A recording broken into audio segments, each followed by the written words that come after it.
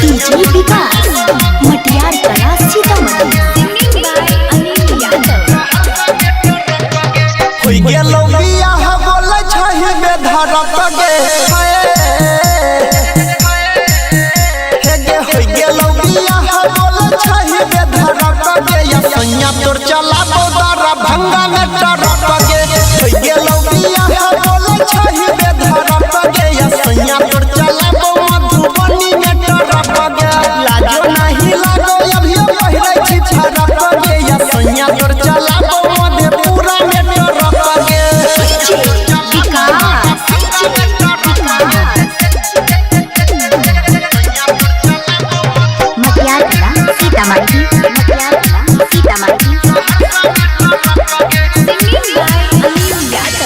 मिलला बोला बैरही रह जोगे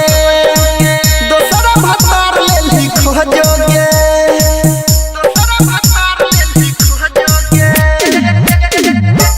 मिलला बोला बैरही रह जोगे दोसरा भतार लेली खो जोगे ई रात भर हरन दबैयो भका भका गे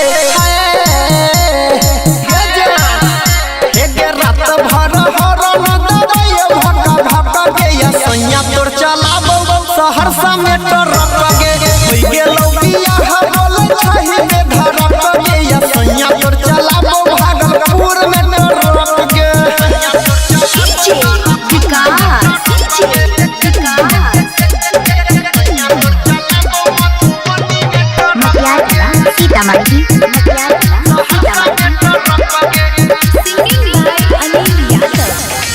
भतरा पकड़ै छी घुमानो गे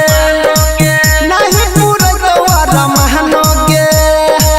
नहीं पूरे तोरा महनो गे भतरा पकड़ै छी घुमानो गे नहीं पूरे तोरा महनो गे जोरे छै जवानी हमर तरफ गे हे गे जोरे छै जवानी हमर सैया तोर चलाबो सुपौल में टरक गे होई गेलो बियाह बोले छहि बेधरक गे या सैया तोर चलाबो मधुबनी में टरक गे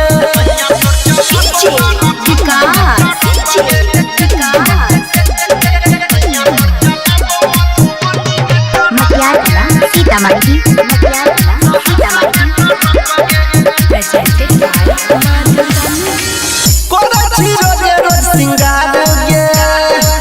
हमर तो जिंदगी बिगाड़ गे हमर तो जिंदगी बिगाड़ गे